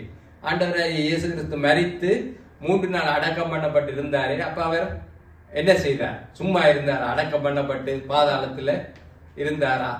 இல்ல, அவர் அடக்கம் பண்ணப்பட்டு அந்த 3 நாட்களும் பாதாளத்துக்கு ஏன் அவர் இறங்கினார்? சிறைப்பட்டிருந்த பழைய ஏற்பாட்டுடைய பரிசுத்தவான்களை இப்ப அவர் மீட்டுக் கொள்ளலுமே கிருபாதார பலி செலுத்தப்பட்டியாச்சு. கர்த்தராகிய இயேசு கிறிஸ்து கல்வாரி சிலுவையிலே மரித்து விட்டார். அவர் மரித்த பிறகு அவர் பாதாளத்துக்கு இறங்கி போய் பாதாளத்திலே சிறை வைக்கப்பட்டிருந்த அந்த மேல் பாதாளத்தில் இருந்தார்களே பழைய ஏற்பாட்டு பரிசுத்தவான்கள், தேற்றப்பட்டு கொண்டிருந்தவர்கள், அவர்களை மீட்டு கொண்டு பரதீசுக்கு கொண்டு சென்றார். அதற்கு பிறகு கர்த்தருக்குள்ள மரிக்கிற புதிய ஏற்பாட்டு பரிசுத்தவான்களும் பரதேசுக்குள்ளே போவார்கள். பரதேசுக்குள்ள போன புதிய ஏற்பாட்டு முதல் மனுஷன் யார் சொல்லுங்க பாபா? கல்னு. இன்றோருக்கு நீ என்னோட கூட பரதேசில் இருப்பாய். அவன் தான் இயேசு கிறிஸ்து மூலமா பரதேசுக்கு போனான் நேரடியா. விளங்குதான்? மற்றவர்கள் பழைய ஏற்பாட்டு அந்த பலியை செலுத்தி இயேசு கிறிஸ்து வரும் வரைக்கும் அவர்கள் காத்திருக்க வேண்டி இருந்துச்சு. அதை நாங்கள் எங்க வாசிக்கணும் என்று சொன்னார். எபிரேயர் 11:39 இருக்க வாசிப்போம். இல்ல, அதுக்கு முதல்ல எபிரேயர் 11:39 நல்ல வசனம் தான். எபிரேயர் புத்தகத்தை நீங்கள் வீட்டை போய் வாசியுங்கள். உங்களுக்கு நான் அநேக காரியங்கள் எபிரேயர்ல இருந்து தான். எல்லாரும் விசுவாசத்தினாலே நற்சாட்சி பெற்றும் வாக்குத்தத்தம் பண்ணப்பட்டதை அடையாமல் போனார்கள். யாராம் இவர்கள் எல்லாரும்? எந்த இவர்கள் எல்லாரும் பாமாண்டி? இந்த இடத்துல பழைய ஏற்பாட்டு பரிசுத்தவான்கள். உங்களுக்கு தெரியணும், எபிரேயர் 11 வந்து விசுவாச வீரர்களுடைய பட்டியலை குறித்து சொல்லுகிறது. நோவா, ஆபிரகாம், இப்படியாக பழைய ஏற்பாட்டு பரிசுத்தவான்கள் விசுவாசத்தினால செய்த பெரிய பெரிய காரியங்களை எல்லாம் குறித்து பவுலடிகள் சொல்லிக் கொண்டு வருகிறார். சொல்லிக் கொண்டு வந்துட்டு சொல்லுகிறார், இவர்கள் எல்லாரும் என்னவா 39வது வசனத்துல சொல்லுகிறார், விசுவாசத்தினாலே நற்சாட்சி பெற்றும் வாக்குத்தத்தம் பண்ணப்பட்டதை அடையாமல் போனார். ஓகே, அவர்கள் விசுவாசத்துல நாங்கள் இன்றைக்கு தனோயன் கேட்ட போது ஆபிரகாம் ஈசாக்கு பெற்ற போது சந்தோஷப்பட்டிருப்பார் என்ற போது ரெஜினாண்டி என்ன சொன்னீங்க? அவர் வாக்குத்தத்தம் பண்ணப்பட்டது, வாக்குத்தத்தம் பண்ணப்பட்ட மகன் பிறந்தோன்னு சந்தோஷப்பட்டிருப்பார் என்று சொல்லி சொன்னீங்க. ஓகே, அப்ப ஆனால் அவருக்கு உண்மையான வாக்குத்தத்தம் என்ன? ஆபிரகாமுக்கு கொடுக்கப்பட்ட உண்மையான வாக்குத்தத்தம் ஈசாக்கு அல்ல. இன்றைக்கு கணக்கு பேர் நாங்கள் அப்படித்தான் நினைச்சு கொண்டிருக்கிறோம். ஆபிரகாமுக்கு ஈசாக்கு கொடுத்தோன்னே அவனுடைய வாக்குத்தத்தம் எல்லாம் நிறைவேறிட்டுன்னு சொல்லி. இயேசு ஒரு காரியம் சொன்னார், ஆபிரகாம் என் நாளைக்கான ஆசையா இருந்தான், வாக்குத்தத்தத்தின் பிள்ளை. அப்ப நாங்க என்ன நினைக்கிறோம்? ஈசாக்குத்தான் ஆண்டவர் வந்து, அதாவது ஆபிரகாமுக்கு கொடுக்கப்பட்ட வாக்குத்தத்தம் பெர்மிஷன் என்னன்னு சொன்னா நாங்க நினைக்கிறோம் ஆபிரகாமுக்கு ஈசாக்கு பிறந்த உடனே அவனுடைய வாக்குத்தத்தம் இல்லை. ஆபிரகாமுக்கு கொடுக்கப்பட்ட உண்மையான வாக்குத்தத்தம் இயேசு கிறிஸ்து. ஆபிரகாமுடைய உண்மையான ஆசீர்வாதம் இயேசு கிறிஸ்து. அதனாலதான் ஆண்டவராய் இயேசு கிறிஸ்து சொன்னா, ஆபிரகாம் என்னுடைய நாளைக்கான ஆசையா இருந்தான். எங்க இருந்து ஆசையா இருந்தான்? அவன் இப்பயும் பார்த்து கொண்டிருக்கிறான், மேல் பாதாளத்துல இருந்து. வருகிற பழைய ஏற்பாட்டு அந்த பரிசுத்தவான்கள் எல்லாம் அவன் தேடி கொண்டிருக்கிறான். ஆனாலும் அவன் வாக்குத்தத்தம் நிறைவேற காத்து கொண்டிருக்கிறான். யாருக்கு? இயேசு கிறிஸ்து. இயேசு கிறிஸ்துவனுடைய அந்த கிருபாதார பலி நிறைவேறும்படியாக காத்து கொண்டிருக்கிறான். இந்நாளைக்கான ஆசையா இருந்தான், கண்டு களிகூர்ந்தான் என்று உங்களுக்கு சொல்லுகிறேன் என்று சொன்னார். ஆண்டவருடைய நாளைக்கான ஆண்டவர் தான் இயேசு கிறிஸ்து தான் அவனுடைய உண்மையான வாக்குத்தத்தம், உண்மையான ஆசீர்வாதம் இயேசு கிறிஸ்து. அந்த இயேசு கிறிஸ்துவனுடைய நாளைக்கான ஆபிரகாம் ஆசையா இருந்தான். எப்ப அவனுடைய அந்த வாக்குத்தத்தம் பலிச்சிச்சு என்று சொன்னால், ஆண்டவராகிய இயேசு கிறிஸ்து கல்வாரி சிலுவையில பலியான போது அவர் பாதாளத்துக்கு இறங்கி அங்கே இருந்து அவர்களை மீட்டு கொண்டு அவர்களை கொண்டு போய் எங்க சேர்த்தார்? பரதீசில சேர்த்தார். அப்பொழுது அவர்களுடைய அந்த இது நிறைவேறினது என்று சொல்லி நாங்கள் பார்க்கிறோம். அது மட்டுமல்ல, எபிரேயர் 9:15 நான் வாசிக்கிறேன் உங்களுக்காக. எபிரேயர் 9:15 மிக அழகாக பவுலடிகள் இந்த பழைய ஏற்பாட்டு பரிசுத்தவான்களுக்கும் இயேசு கிறிஸ்து மரித்ததை குறித்து சொல்லுகிறார். எபிரேயர் 9:15, ஆகையால் முதலாம் உடன்படிக்கையின் காலத்தில் நடந்த அக்கிரமங்களை நிவர்த்தி செய்யும் பொருட்டு அவர் மரணமடைந்து அழைக்கப்பட்டவர்கள் வாக்குத்தத்தம் பண்ணப்பட்ட நித்திய சுதந்திரத்தை அடைந்து கொள்வதற்காக புதிய உடன்படிக்கையின் மஸ்தியஸ்தராயிருக்கிறார். பழைய ஏற்பாட்டில் நடந்த அக்கிரமங்களுக்காக யார் மரித்தார்? இயேசு கிறிஸ்து மரித்தார். அவர் மரித்து என்ன செய்யப்பட்டாராம்? அவர்கள் வாக்குத்தத்தம் பண்ணப்பட்ட நித்திய சுதந்திரம், அவர்களுக்கு வாக்குத்தத்தம் பண்ணப்பட்ட நித்திய சுதந்திரத்தை அவர்கள் அடைந்து கொண்டது எப்பொழுது? கர்த்தராகிய இயேசு கிறிஸ்துவினுடைய பலி அவர் செலுத்தப்பட்ட பிறகு என்று சொன்னால் அவர்களுக்காகவும் யார் மரித்தார்? இயேசு கிறிஸ்து. அப்ப பழைய ஏற்பாட்டினுடைய பலிகளை நிறைவேற்றி தீர்த்தது யார்? இயேசு கிறிஸ்து. அப்ப பழைய ஏற்பாட்டினுடைய எந்த பலி, நியாய பிரமாணத்தினுடைய எந்த பலியும் எந்த மனுஷனையும் நீதிமானாக்க இல்லை. கர்த்தராகிய இயேசு கிறிஸ்துவனுடைய பலிதான் மனுஷர்களை நீதிமான்கள் ஆக்கிட்டு. அப்ப பழைய ஏற்பாட்டு பரிசுத்தவான்கள் செய்த அந்த பலி என்ன? இயேசு கிறிஸ்துவனுடைய பலிக்கு ஒரு அடையாளம். அவர்கள் வந்து அவர்களுடைய பேக்கேஜ் எப்படிப்பட்ட பேக்கேஜ் என்று சொன்னால் போஸ்ட் பெய்ட், பிறகு பே பண்ணின. அவர்கள் பேக்கேஜில் அவர்கள் பாவிச்சு கொண்டிருந்தார்கள். கிருபாதார பலி செலுத்தினார், அந்த குற்ற நிவாரண பலி, பாவ நிவாரண பலி எல்லாம் அவர்கள் செலுத்தி கொண்டிருந்தார்கள். அவர்களுடைய பில் எல்லாம் அக்கௌண்ட்ல வைக்கப்பட்டுச்சு. போஸ்ட் பெய்ட் என்ன? முதல் நீங்கள் எல்லாத்தையும் செய்யலாம், பில் எப்ப பே பண்ணப்படும்? பிறகு மாச கடைசியில பில் வரும், வர்ற பில்ல பே பண்ணணும். பழைய ஏற்பாட்டு பரிசுத்தவான்களுடைய பாவ மன்னிப்பு ஒரு போஸ்ட் பெய்ட், அதாவது அவர்கள் எல்லாத்தையும் செய்து கொண்டு வந்தார்கள், எல்லா பேக்கேஜையும் பாவிச்சார்கள். இயேசு கிறிஸ்து சிலுவையில அதற்குரிய விலையை செலுத்தினார். புதிய ஏற்பாட்டில் எங்களுக்கு செய்யப்பட்டு ஆயிட்டு. அப்ப நாங்க என்ன செய்யணும்? செய்யப்பட்ட சும்மா இருக்கலாமா? எங்களுக்கு மட்டும் சொன்னார். புதிய ஏற்பாட்டில் நாங்க என்னத்தை கடைபிடிக்கணும்? எங்களுக்கு புதிய ஏற்பாட்டை பிரசங்கித்த போதே அதை ஆண்டவர் சொல்லிட்டார். மேல் வீட்டு அறையில சீசர்களோட பந்து இருக்கிற போது என்ன சொன்னார்? அனுசரிக்க. எதை அனுசரிக்க சொன்னார்? தான் வரும் வரைக்கும் புதிய உடன்படிக்கை எதன் மூலமா நினைவு கூற சொல்லி ஓகே கொஞ்சம் டவுட். திருவிருந்து இன்னைக்கு முக்கியம் இல்லாதது போல சில பேர் நடந்து கொள்கிறார்கள். சபையை விட்டு போறதனுடைய ஒரு மிகப்பெரிய பாதிப்பு நீங்க திருவிருந்தை இழந்து போகிறது.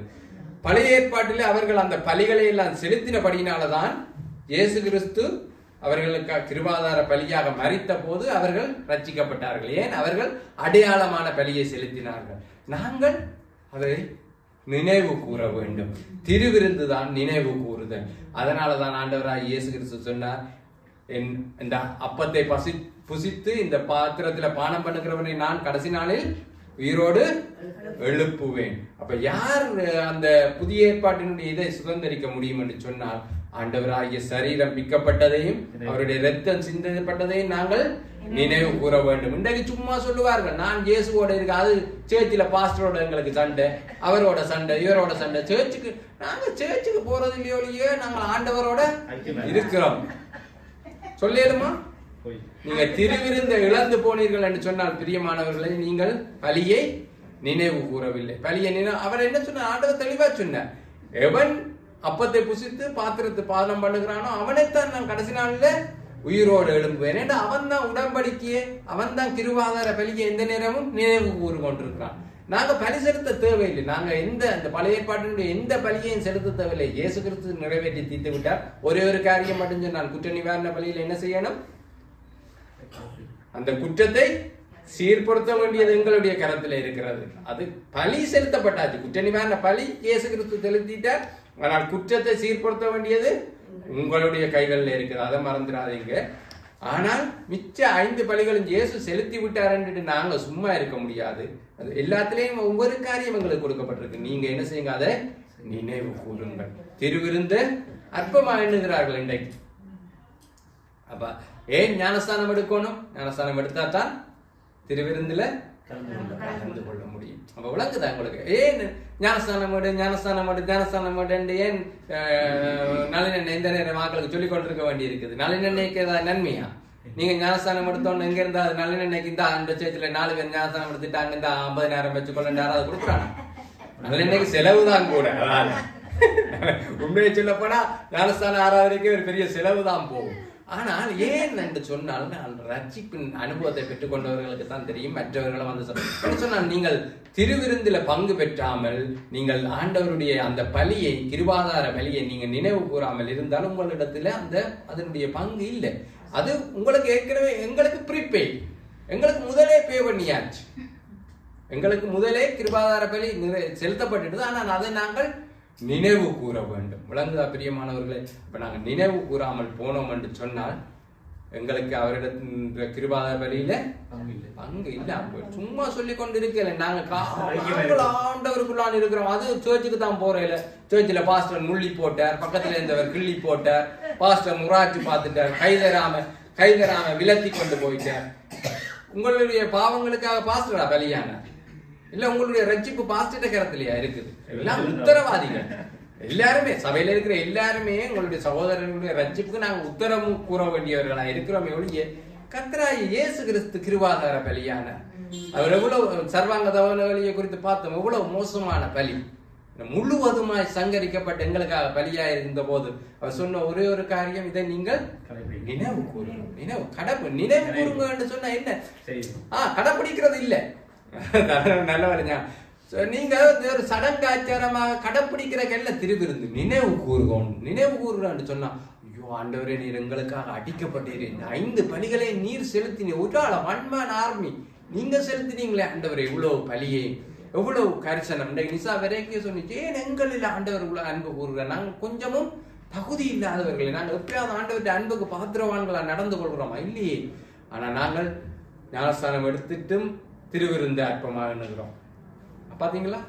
அப்படி என்று சொன்னா என்ன அர்த்தம்? நாங்கள் கிருபாதார பலியை அற்பமாய் எண்ணுகிறோம் பிரியமானவர்களே. அப்படியானால் நாங்கள் எங்க போய் சேர முடியாது?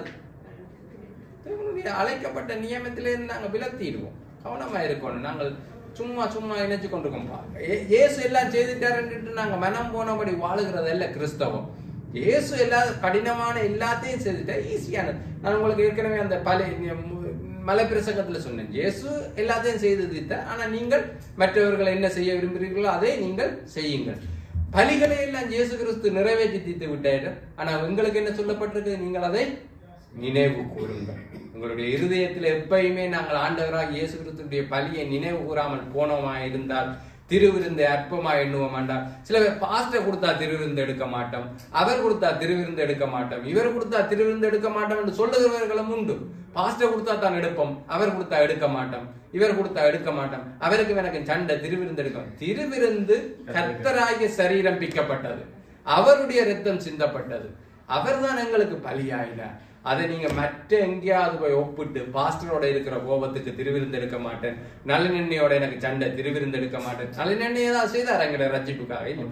உத்தரவாதியா இருக்கிறார், மூப்பரா இருக்கிறவன் அதுக்கு உத்தரவு. என்ன சொன்னா ஆத்துமாக்களை குறித்து உத்தரவு சொல்ல வேண்டியதுதான் பாஸ்டருடைய கடமையை ஒழிய அவர்கள் எங்களுடைய ரட்சிப்புக்காக எதையும் செய்யவில்லை. பிரியமானவர்கள், அதற்கு பாஸ்டரோட இருக்கிற சண்டைக்கு திருவிருந்த புறக்கணிக்கிறது என்ன ஆர்ப்பாட்டமா செய்றீங்க? நீங்கள் என்ன செய்கிறீர்கள்? உங்களுடைய ஆத்மா பாதாளத்துக்குள்ள கொண்டு போறீங்க, அவ்வளவுதான். மிக ஜாக்கிரதையா இருக்க வேண்டும். இயேசு கிறிஸ்து கிருபாதார பலி. அப்ப இனி நீங்கள் கிருபாதார பலி என்றா என்னென்று கேட்டா என்ன சொல்லுவீர்கள்? இயேசு கிறிஸ்து தான் எல்லா பலிகளையும் நிறைவேற்றி தீர்த்த கிருபாதார பலி. அவருக்குள்ள முழு பலியும் செலுத்தப்பட்டு ஆயிற்று. அதனால நாங்கள் இனி பலி செலுத்த தேவையில்லை. நாங்க என்ன செய்யணும்? அதை நம்முடைய உள்ளத்துல எப்பயும் நினைவு கூற வேண்டும். அதற்கு நாங்கள் அடையாளமாகத்தான் திருவிருந்து. திருவிருந்து மாசத்துல ஒருக்காத்தான். ஆனா ஆண்டவற்ற பலி எங்களுடைய இருதயத்துல எப்பயுமே அதனுடைய ஞாபகம் போகக்கூடாது. நினைவு கூறும்படி இதை செய்யுங்கள் என்ற நினைவு கூறும்படி இதை செய்யணும். அதை செய்யறது என்னதுக்காண்டி நினைவு கூறுங்கள். நினைவு கூறுதல் தான் முக்கியம். மறந்துவிடாமல் இருங்கள். எப்பொழுதும் திருவிருந்தை அற்பமாக எண்ணாதீங்கள். எந்த காரணத்துக்காண்டி சபை கூடி வருகிறதை நாங்கள் விட்டோம் என்று சொன்னா அதனால வர முக்கியமான பாதிப்பு, ஞானஸ்தானம் எடுக்க சொல்லுகிறதுக்கான காரியம் என்னன்னு சொன்னா, ஞானஸ்தானம் எடுத்தா தான் திருவிருந்துல பங்கு பெற்ற முடியும். திருவிருந்துல பங்கு பெற்றினா தான் அவனை கடைசி நாளிலே அவர் உயிரோட எழுப்ப முடியும். இப்ப நாங்கள் அதையெல்லாம் அற்ப காரியங்களா எண்ணி விட்டுவிடக்கூடாது. பிரியமானவர்களே, எபிரேயர் 11:40 வாசிப்போம், முடிவுக்கு கொண்டு வருவோம். 11:40 12:1 பக்கத்துல தான் இருக்கு. நானே வாசிக்கிறேன். எபிரேயர் 11:40 12:1 அடுத்தடுத்த வசனங்கள் தான். அவர்கள் நம்மை இல்லாமல் பூரணராகாத படிக்கு விசேஷித்த நன்மையானதொன்றை தேவன் நமக்கென்று முன்னதாக நியமித்திருக்கிறார். எவர்கள் நம்மை இல்லாமல் பூரணராக முடியாது? பழைய ஏற்பாட்டு பரிசுத்தவான்கள். ஆபிரகாம் நம்மை இல்லாம பூர்ணமாக முடியாதா? இவ்வளவு பெரிய பலி செலுத்தினார், தன்னுடைய சொந்த மகனையே கொண்டு போய் பலி செலுத்தினார். நாங்கள் தாவீதை குறித்து பார்த்தோம். அவன் இயேசு கிறிஸ்துவுக்கு எல்லா விதத்திலும் முன்னடையாளமாக காணப்பட்ட ஒரு மனுஷன். இயேசு கிறிஸ்துவனுடைய அப்படி சொல்றேன், அதுக்காண்டி அப்படியே பார்த்து சொல்லிட்டு தான் ஒரு சத்தியம். கிட்டத்தட்ட இயேசு கிறிஸ்துவனுடைய ஒரு 10% தாவீதுல நிறைவேறி இருந்துச்சு. அதுக்காண்டி இது 10% உண்மையில அளந்து பார்த்தாரா சொல்லுகிறேன். இயேசு கிறிஸ்துவனுடைய அநேக காரியங்களை தாவீதும் காண்பித்தார். அநேக காரியங்கள் தாவீதுல. அப்படிப்பட்ட தாவீதும் நாங்கள் இல்லாமல் பூரணப்படையில. தானியேல் எவ்வளவு பெரிய விசுவாச வீரன். செங்கட அந்த அக்கினிக்குள்ள விழுந்த சாத்ராக் மேதாக் ஆபத்தினே கொண்டே நாங்கள் பாடு ஆராதிக்கிறது. அவர்களும் நம்ம இல்லாமல் பரிபூர்ணம் அடையவில்லை. பிரியமான, நீங்க பழைய ஏற்பாட்டுல எந்த பரிசுத்தம் நோவாவா இருக்கட்டும், விசுவாசத்துல பெரிய பெரிய காரியங்களை செய்த நியாயாதிபதிகளா இருக்கட்டும், யாரும் நாங்கள் இல்லாமல் பரிபூர்ணராகவில்லை. காரணம், கர்த்தராகிய இயேசு கிறிஸ்து மரித்தது யாருக்காக? புதிய ஏற்பாட்டு சபைக்கு தான் அந்த நன்மை. புதிய ஏற்பாட்டு சபையில் இருக்கிற நாங்கள் பழைய ஏற்பாட்டு பரிசுத்தவான்களிலும் மேன்மையானவர்கள். இதையெல்லாம் சொல்லி போட்டு பவுல் சொல்லுகிறார், அவர்களை காட்டிலும் எல்லாம் மேன்மையானவர்களா ஏனாமங்களை வைத்திருக்கிறாராம். 12:1 ஆகையால் மேகம் போன்ற இத்தனை திறனான சாட்சிகள் நம்மை சூழ்ந்து கொண்டிருக்கையில். யாரு மேகம் போன்ற திறனான சாட்சிகள்? அந்த பழைய ஏற்பாட்டு சாட்சிகள். அவர் விசுவாச வீரர்களை பட்டியலிடுகிறார். தயவு செய்து கெஞ்சி கேட்கிறேன், வீட்டை போய் எபிரேயர் 9 12 வரைக்கும் வாசியுங்கள். அந்த விசுவாச வீரர்களை குறித்தும் அதுக்கு இயேசு கிறிஸ்து எப்படி அவர்களை அந்த எல்லாவற்றையும் நிறைவேற்றி தீர்த்தார் என்று சொல்லியும் அழகாக எழுதப்பட்டிருக்கிறது. ஆகையால் மேகம் போன்ற இத்தனை திரளான சாட்சிகள் நம்மை சூழ்ந்து கொண்டிருக்க, பாரமான யாவற்றையும் நம்மை சுற்றி நெருக்கி நிற்கிற பாவத்தையும் தள்ளிவிட்டு விசுவாசத்தை துவக்குகிறவரும் முடிக்கிறவருமாக இருக்கிற இயேசுவை நோக்கி நமக்கு நியமித்திருக்கிற ஓட்டத்தில் பொறுமையோடே ஓட கடவோம். இவ்வளவும் இயேசு கிறிஸ்து கிருபாதார பலியாக நிறைவேற்றி தீர்த்து நம்மை இல்லாமல் பழைய ஏற்பாட்டு மனுஷர்களும் பூர்ணராகாதபடிக்கு செய்திருக்கிறபடியினால அவர் நியமித்திருக்கிற ஓட்டத்துல பொறுமையோடு ஓடுவோம். ஆண்டவருக்குரிய விசுவாச வாழ்க்கையில பொறுமையோடு ஓடுவோம். நம்ம சுற்றி நெருக்கி நிறைய காரியங்கள் இருக்கு, பாவமான காரியங்கள் இருக்கு, நெருக்கிற அநேக காரியங்கள் இருந்தாலும் போல் சொல்கிறார், விசுவாசத்தோடு நாங்கள் பொறுமையாய் அவர் நியமித்த ஓட்டத்துல ஓடிக்கொண்டிருக்க வேண்டும். எங்களுடைய சபை வாழ்க்கையை விட்டுவிடக்கூடாது, விசுவாச வாழ்க்கையை விட்டுவிடக்கூடாது பிரியமானவர்களை. ஏனென்று சொன்னால் அவர் கிருபாதார பலி, சாதாரணமான பலி அல்ல. எல்லாவற்றையும் நிறைவேற்றி இந்த கிருபாதார பலி ஒருபோதும் அதை நாங்கள் மறந்து விடாதபடிக்கு எங்களுடைய இருதயத்தில் அதை நினைத்துக் கொள்வோம். நாங்கள் எழுந்திருப்போம். கர்த்தருக்கு நன்றி செலுத்துவோம்.